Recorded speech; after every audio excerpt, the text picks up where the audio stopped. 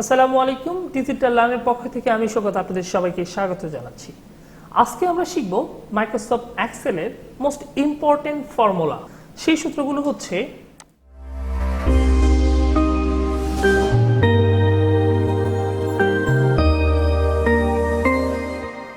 Some, maximum, minimum, average, if, drop down, sum if, subtotal, VLOOKUP, counter, count if and currency symbol. তো প্রথমেই আমরা sum, maximum, minimum, average এবং if দিয়ে শুরু করছি। So আমি শিট 1-এ চলে আসলাম। আমি আপনাদের সুবিধার্থের জন্য আমি আগে একটা ফরম্যাট রেডি করে রেখেছি। এটা একটা মার্কশিট। সো মার্কশিটে আমরা প্রথম সামের সূত্র অনুযায়ী কিভাবে টোটাল বের করবো সেটা আমরা দেখব। প্রথমে আমরা ইকুয়াল দিব, ইকুয়াল দেওয়ার পর আমরা লিখবো হচ্ছে সামের সূত্র হচ্ছে সাম। সাম মানে হচ্ছে যোগ। সো আমাকে এখানে সাম লিখতে হবে। সাম লেখার পর এই সামের মধ্যে আমরা ডাবল ক্লিক করব। দেন হচ্ছে আমার যতগুলো সাবজেক্ট আছে, মানে আপনি যতগুলো পর্যন্ত যোগ করতে চান ততটুকু পর্যন্ত সিলেক্ট করুন। দেন হচ্ছে ব্র্যাকেট ক্লোজ করে এন্টার প্রেস করুন। এছাড়াও আমরা অন্য একটা ভাবে যোগ করতে পারতাম, যেমন বাংলা থেকে শুরু করে মানে যতগুলো সাবজেক্ট আছে তার সাথে এই টোটাল ঘর পর্যন্ত আমরা মার্ক করে নিয়ে আসবো। নিয়ে আসার পর এই যে এখানে অটো সাম নামে একটা অপশন আছে, এখানে ক্লিক করলে আপনি সাম দেখতে পারবেন। আর আপনারা যদি অটো সাম লেখা থাকে সেক্ষেত্রে অটো সামের মধ্যে ক্লিক করবেন। আর যদি অটো সাম লেখা না আসে, এরকম চিহ্ন আসে, তাহলে এই চিহ্নের মধ্যে ক্লিক করবেন। ক্লিক করলে অটোমেটিকলি এই টোটাল যোগফলটা বের হয়ে আসলো। আমরা এখান থেকে টান দিয়ে ধরে নিচে নিয়ে আসতে পারি, যতগুলো দরকার তত পর্যন্ত আমরা টান দিয়ে ধরে নিয়ে আসতে পারি, অথবা এই ঘর থেকে আমরা ডাবল ক্লিক করলে পুরোটাই চলে আসবে। ম্যাক্সিমাম, ম্যাক্সিমাম মানে হচ্ছে সর্বোচ্চ নাম্বার, মানে এইখানে সর্বোচ্চ কত নাম্বার পেয়েছে সেই নাম্বারটা আমরা এখানে বের করব। সো প্রথমে আমরা ইকুয়াল দেব, ইকুয়াল দিয়ে আমরা লিখবো হচ্ছে ম্যাক্স। সো ম্যাক্স, ম্যাক্সিমামের সূত্র হচ্ছে ম্যাক্স। ম্যাক্স লেখার পর এই ম্যাক্সের মধ্যে আমরা ডাবল ক্লিক করব। দেন হচ্ছে যে কটা সাবজেক্ট আছে সে কটা সাবজেক্ট শুধুমাত্র মার্ক করে নিব। দেন হচ্ছে ব্র্যাকেট ক্লোজ করে দিয়ে এন্টার প্রেস করলেই আমার ম্যাক্সিমাম 88। আপনি যদি এখানে ফলো আপ করেন দেন দেখতে পারবেন যে এই সাবজেক্টগুলোর মধ্যে সর্বোচ্চ নাম্বার হচ্ছে 88। এবং সবারটা বের করার জন্য আমরা এখানে এসে এই কর্নারে এসে ডাবল ক্লিক করব, সবারটা বের হয়ে যাবে। একটা 88, একটা 88, ইনারটা 85, ইনারটা 85। সো যার যেটা ডিজায়ার্ড মানে ম্যাক্সিমাম নাম্বার আছে সেটাই হবে। আপনি যদি এখান থেকে কোনো একটা চেঞ্জ করে দেন, যেমন আমি এই 77কে আমি 98 করে দিলাম, আপনি এখানে লক্ষ্য করবেন এই 3 নম্বর রতে যে আমরা এই ঘরটাকে 98 দেখব। আমি যদি এখন এন্টার প্রেস করি, দেখেন ম্যাক্সিমাম নাম্বারটা অটোমেটিকলি চেঞ্জ হয়ে গেছে। এখন মিনিমাম বের করব। মিনিমাম মানে হচ্ছে সর্বনিম্ন। এখন আমরা সর্বনিম্ন বের করার জন্য সূত্র লিখতে হবে। প্রথমে ইকুয়াল দেব, ইকুয়াল দেওয়ার পর মিনিমামের সূত্র হচ্ছে মিন, প্রথম 3 অক্ষর MIN, মিন। সো মিন লিখে আমরা মিনের মধ্যে ডাবল ক্লিক করলাম। দেন হচ্ছে সেম একইভাবে আমার সাবজেক্টগুলোকে মার্ক করে নিব। সিলেক্ট করে নেওয়ার পর আমরা ব্র্যাকেট ক্লোজ করে দিব। দেন হচ্ছে এন্টার প্রেস করলে আমার সর্বনিম্ন নাম্বারটা চলে আসবে। সবটা বের করার জন্য আমরা ডাবল ক্লিক করতে পারি অথবা টান দিয়ে ধরে নিচ পর্যন্ত নিয়ে আসতে পারি। দেন হচ্ছে অ্যাভারেজ। অ্যাভারেজ মানে হচ্ছে গড় নাম্বার। আমরা গড় নাম্বার কিভাবে বের করব? গড় নাম্বার বের করার জন্য আমরা প্রথমে ইকুয়াল দিব। ইকুয়াল দেওয়ার জন্য আমরা অ্যাভারেজের সূত্র হচ্ছে অ্যাভারেজ। সো আমরা অ্যাভারেজ লিখব। অ্যাভারেজ অল্প একটু লিখলেই কিন্তু অ্যাভারেজ চলে আসবে, বাট খেয়াল রাখবেন যাতে বানানগুলো ভুল না হয়। সো অ্যাভারেজ লেখার পরে অ্যাভারেজের মধ্যে আমরা ডাবল ক্লিক করব। দেন হচ্ছে বাংলা থেকে আমার যে কটা সাবজেক্ট আছে সে কটা সাবজেক্ট মার্ক করে নিব। দেন হচ্ছে ব্র্যাকেট ক্লোজ করে দিয়ে এন্টার প্রেস করে দেব। আমার গড় নাম্বার হচ্ছে 66।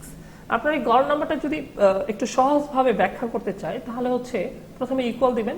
ইকুয়াল দেওয়ার পর এখন হচ্ছে আপনার টোটাল নাম্বারকে সিলেক্ট করবেন। টোটাল নাম্বার সিলেক্ট করার পর এখন আপনার সাবজেক্ট কয়টা? 1 2 3 4 5। সো আমরা ভাগ করব 5 দিয়ে। ভাগ 5 দিলেই কিন্তু আমার গড় নাম্বারটা বের হয়ে যাবে 66।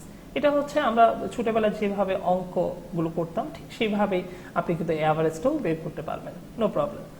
সো এইভাবে এসে যদি আমরা আবার ডাবল ক্লিক করি, যার যে অ্যাভারেজ সেভাবে চলে আসবে। এখানে বেশ কয়েকটা দশমিকের পরে সংখ্যা আসছে। আপনি যদি দশমিকের পরে সংখ্যাগুলো উঠাই দিতে চান তো লেখাগুলোকে সিলেক্ট করে নিন। দেন হচ্ছে কি এখানে আপনি চলে যান ডিক্রিজ ডেসিমেল, এখানে ক্লিক করলে ডেসিমেলগুলো চলে যাবে। ইফ ফাংশন ব্যবহার করে আমরা এইখানে এ প্লাস সূত্র ব্যবহার করতে পারি, অথবা গুড, বেটার, বেস্ট অথবা পুর এগুলো লিখতে পারি। যেমন আমি 70 থেকে উপরে পেলে সেটা হচ্ছে বেস্ট, আমি এই সূত্রটাই দিব। প্রথমে হচ্ছে ইকুয়াল লিখবো হচ্ছে ইফ যদি আমার অ্যাভারেজ যদি বেশি হয় কত 70, এটা হচ্ছে গ্রেটার দেন চিহ্ন, গ্রেটার দেন মানে হচ্ছে বেশি হয়, কত 70-এর যদি বেশি হয় কমা, তাহলে কি হবে, তাহলে আমরা ইনভার্টেড কমার মধ্যে রেখে লিখবো হচ্ছে বেস্ট। লিখার পর আবার ইনভার্টেড কমা দিয়ে আমরা এই বেস্টের সূত্রটা শেষ করে দিলাম, দেন হচ্ছে কমা দিয়ে পুরো সূত্রটা শেষ হয়ে গেল। দেন হচ্ছে আবার ইফ লিখবো, ইফ লিখার পর আমরা ইফের মধ্যে ডাবল ক্লিক করলাম, এবার আমি আবার অ্যাভারেজে ক্লিক করলাম, আমি অ্যাভারেজকে বললাম তুমি যদি 50 বেশি হও, মানে আমার অ্যাভারেজ যদি 50-এর বেশি হয় তাহলে কি হবে, গুড হবে। তা আমি ইনভার্টেড কমার মধ্যে আমরা গুড লিখব, গুড। আবার ইনভার্টেড কমা দিয়ে শেষ করে দিলাম। দেন হচ্ছে ইফ দিলাম, আবার দেওয়ার পর আমি ইফের মধ্যে আবার ডাবল ক্লিক করলাম, দেন হচ্ছে অ্যাভারেজ যদি বেশি হয়, কার বেশি হবে, আমরা ধরে নিলাম 33 ধরে নিলাম, 33 ধরে নিলে কমা ইনভার্টেড কমা, এটা হবে পোর, আবার ইনভার্টেড কমা। এখন কিন্তু আমি আর দিচ্ছি না, নিচে আরো আছে, আমরা ইচ্ছা করলে আরো অনেক কিছু দিতে পারতাম। এই ক্ষেত্রে আপনারা এখানে বেস্টের জায়গায় হয়তো এ প্লাস দিতে পারতেন বা এ গ্রেড দিতে পারতেন, এখানে গুডের জায়গা হয়তো আপনারা বি গ্রেড বা এ মাইনাস, তারপরে এখানে সি গ্রেড বা ডি গ্রেড, এগুলো আপনি ক্রমান্বয়ে বৃদ্ধি করতে পারতেন। বাট আমি সূত্রটা সহজ করার জন্য এবং ছোট করার জন্য আমি আপনাদের এটুক পর্যন্ত রাখছি। এখন আমি এটাকে এই ইফ ফাংশনটা আমরা ক্লোজ করে দিব, মানে এই সূত্রটা ক্লোজ করার জন্য এখন আমরা কয়টা ব্র্যাকেট ব্যবহার করেছি, 1 2 3। সো আমি এই 3টা ব্র্যাকেট আমি এই পাশ থেকে ক্লোজ করে দেব। সো 3টা ব্র্যাকেট ক্লোজ হয়ে গেছে। এখন ইন্টার প্রেস করলে এখন আমি দেখতে পাচ্ছি আমার অ্যাভারেজ যদি 66 করে হয়, মানে এক কথা 50-এর উপরে হয়, সেক্ষেত্রে গুড। আমরা আগে বলেছিলাম, আমরা এখন যদি এটাকে ধরেন টান দিয়ে নিয়ে আসি এতদূর পর্যন্ত, তাহলে আপনি দেখতে পারবেন আমি এর আগে বলেছিলাম যে যদি কারো অ্যাভারেজ 70-এর বেশি হয় সে হচ্ছে বেস্ট। আমরা এখান থেকে যদি একজনের অ্যাভারেজ কমায় দিই, যেমন এখান থেকে সে 33, এটাতে হচ্ছে 44, এটাতে হচ্ছে 33, এটা তো দিলাম হচ্ছে 44, আপনি এখন লক্ষ্য করছেন যে এটা পোর হয়ে গেছে। দ্যাটস মিন অ্যাভারেজ যদি আমাদের 50-এর নিচে আসে সেক্ষেত্রে পোর হয়ে যাবে। তো আমি সূত্র যেভাবে দিয়েছিলাম সেই সূত্রটা অনুযায়ী কিন্তু এখানে কাজ করেছে। সো আমরা একসঙ্গে শিখলাম টোটাল, ম্যাক্সিমাম, মিনিমাম, অ্যাভারেজ এবং ইফ ফাংশন ব্যবহার করার। দেন আমরা শীট 2-তে চলে যাই। এখানে আপনাদের সুবিধার্থের জন্য আমি আরেকটা তৈরি করে রেখেছি, যেমন এখানে আমরা শিখব হচ্ছে ড্রপ ডাউন কিভাবে করতে হয়, sum if, subtotal, VLOOKUP. So drop down করার জন্য আমরা প্রথমে মনে করেন আমার এই প্রোডাক্টগুলোকে একটা ড্রপ ডাউন করে রাখবো। ড্রপ ডাউন করার সুবিধাটা হচ্ছে একটা বক্সের মধ্যে সবগুলোই লুকানো থাকবে, আমি এখান থেকে একটা একটা করে সিলেক্ট করে নিয়ে আসবো। আমি করলে আপনারা স্পষ্ট বুঝতে পারবেন আসলে। সো ড্রপ ডাউন যেখানে করতে চান সেখানে আপনি ক্লিক করেন, যেমন আমি এই ড্রপ ডাউনগুলো এখানে করতে চাচ্ছি, যেমন এখানে অথবা এখানে করতে চাচ্ছি। সো এখানে ক্লিক করে আমি চলে যাব হচ্ছে ডাটাতে, ডাটা থেকে চলে যাব হচ্ছে ডাটা ভ্যালিডেশন।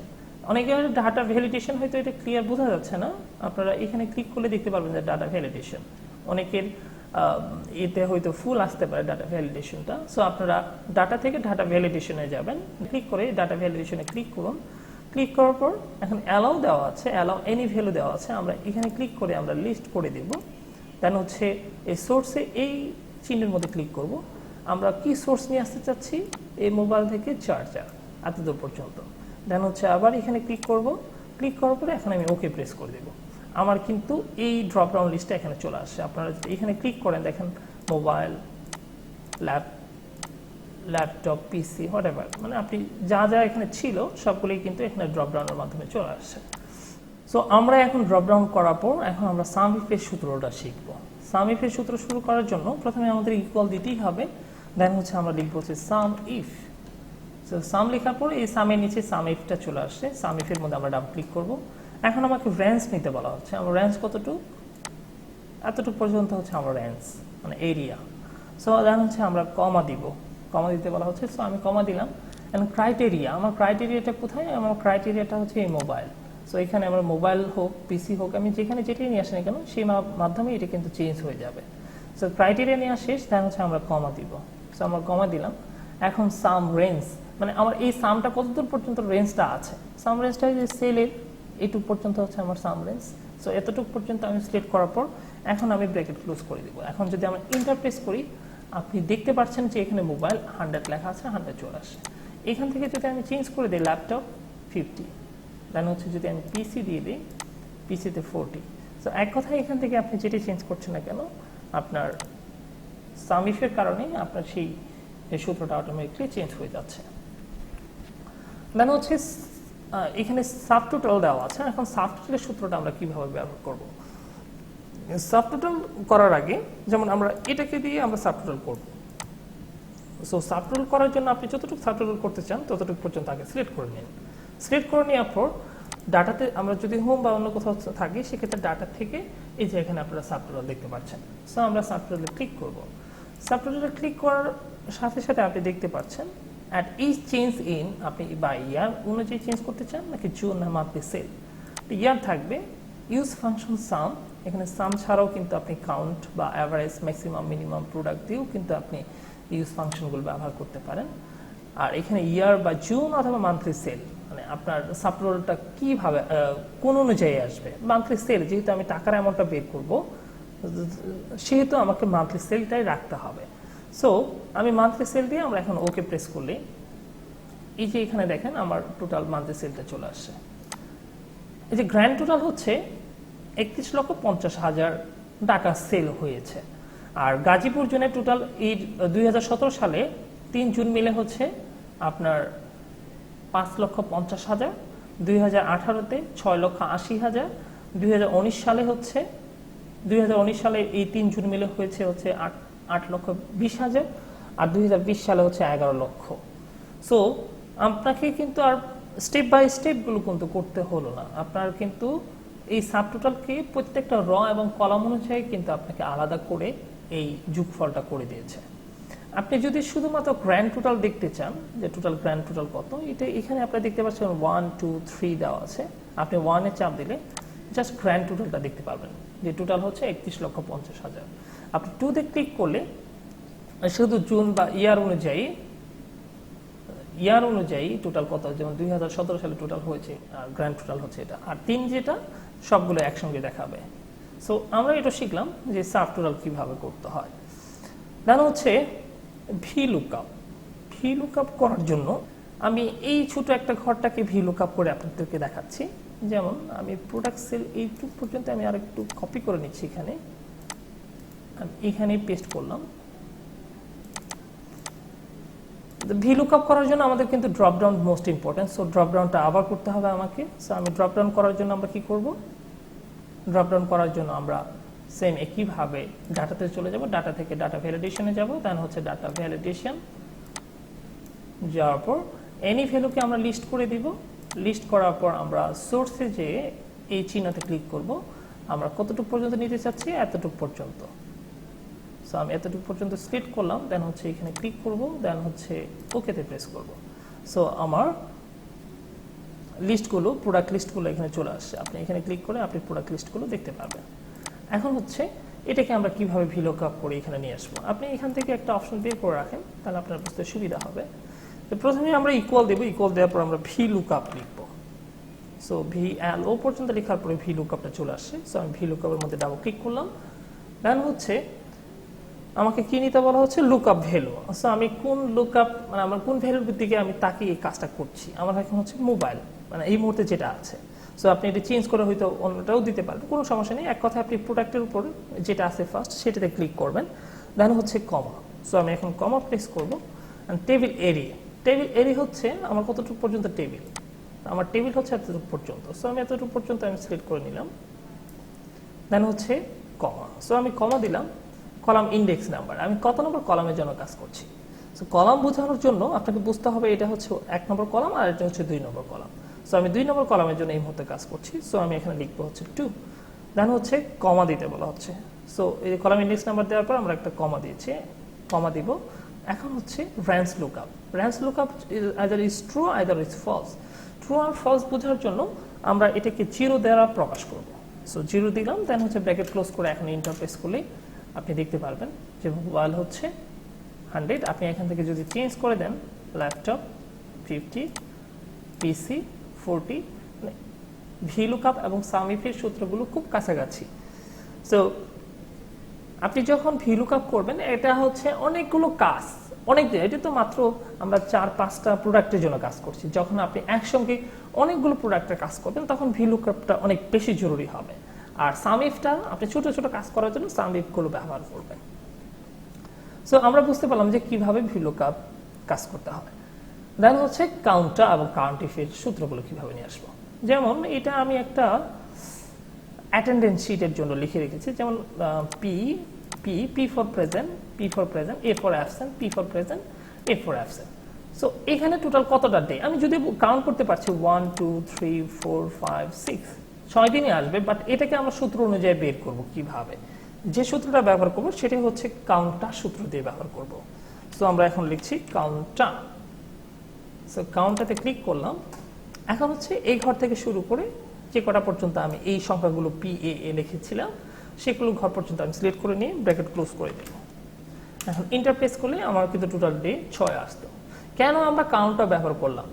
কারণ আপনি যখন এই অ্যাটেন্ডেন্স শিটটা তৈরি করবেন তখন কিন্তু এই 5 দিন বা 6 দিনের জন্য করবেন না, 30 দিনের জন্য করবেন। এবং হতে পারে আপনার কর্মচারী প্রায় 2000 বা 3000, অথবা আপনার স্টুডেন্ট হতে পারে 200-500। তখন আপনি যদি এখান থেকে কোনো একটা মিসিং করেন, যেমন এখান থেকে আমি একটা পি মিসিং করেছি, আমি লিখি নাই, আমি এটা ডিলিট করে দিলাম। আমি যে পি এখানে লিখি নাই, এখন টোটালটা কিন্তু আমাকে দেখাচ্ছে 5। যদিও আমি প্রত্যেকটা ঘরে কিন্তু 1 2 3 4 5 6 আমার কিন্তু প্রত্যেকটা ঘরই মার্ক করা ছিল, কিন্তু এরপরও আমাকে এখানে টোটাল ডে 5 দেখাচ্ছে, কারণ আমি এখানে একটা মিসিং করেছি। সো এখানে আপনি পি বা এ আবার লিখেন, ওটা আবার কিন্তু টোটাল ডে 6 হয়ে যাবে। সো এর জন্য আমরা কাউন্টার সূত্রটা ব্যবহার করি। আর প্রেজেন্ট এবং অ্যাবসেন্টের জন্য আমরা আপনাদেরকে কাউন্ট ইফ সূত্র দ্বারা আপনাদেরকে দেখাবো।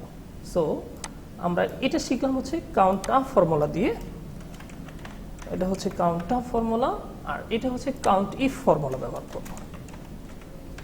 Count if. So count if এর সূত্র ব্যবহার করার জন্য প্রথমে আমরা ইকুয়াল দিব, ইকুয়াল দেওয়ার পর আমরা লিখব হচ্ছে কাউন্ট ইফ। কাউন্ট ইফ মানে হচ্ছে কাউন্ট করো যদি, এটা হচ্ছে 4 নম্বরে চলে যাবে count if. So count if এর মধ্যে ডাবল ক্লিক করলাম। এখন রেঞ্জ নিতে বলা হচ্ছে, সো আমার রেঞ্জটা হচ্ছে এতদূর পর্যন্ত রেঞ্জ নিলাম। দেন হচ্ছে কমা দিতে হবে, সো আমি কমা দিলাম। এবং ক্রাইটেরিয়াটা হচ্ছে আমার কাউন্ট করো যদি এই ঘর থেকে এই ঘর পর্যন্ত, মানে এই যে D26 মানে হচ্ছে এটা আমার ডি এর ঘরে আছে এবং 26 নম্বর রতে আছে, এবং হচ্ছে I26 পর্যন্ত যদি কোনো কি থাকে, প্রেজেন্ট বলতে আমরা কি বুঝাইছি পি দ্বারা। সো এখানে যদি কোনো পি থাকে তাকে শুধু কাউন্ট করো, তাহলে আমি এখানে লিখবো হচ্ছে ইনভার্টেড কমা, দেন হচ্ছে আমরা পি দিব, দেন হচ্ছে আবার ইনভার্টেড কমা, ব্র্যাকেট ক্লোজ করে দেব। এই হচ্ছে আমার কাউন্ট ইফের সূত্র। এখানে আপনার পি ছাড়া এখানে যদি অন্য কিছু আপনি দিতেন মার্ক করে, তো সেক্ষেত্রে এটা এখানে থাকতে হবে।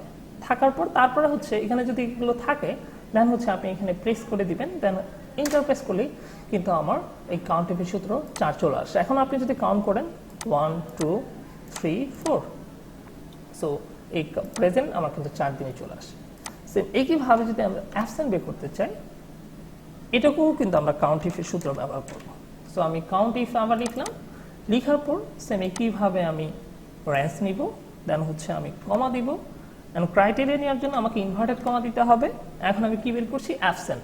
সো অ্যাবসেন্ট কি দ্বারা বোঝাইছি এ দ্বারা, সো আমি এখানে এ লিখব, আবার ইনভার্টেড কমা, দেন হচ্ছে ব্র্যাকেট ক্লোজ করে দেব, দেন হচ্ছে ইন্টার। সো আপনি এখন দেখতে পাচ্ছেন আমার এ আছে 1 এবং 2 এবং রেজাল্টও আসছে কিন্তু 2। সো এটাও আমার কাউন্ট ইফের সূত্র, আর প্রেজেন্ট এবং অ্যাবসেন্ট দুইটাই আমি কাউন্ট ইফের সূত্র ব্যবহার করেছি। এবং আমার সর্বশেষ যেটা আপনাদেরকে দেখানোর কথা ছিল সেটা হচ্ছে কারেন্সি সিম্বল। কারেন্সি সিম্বল বোঝানোর জন্য, যেমন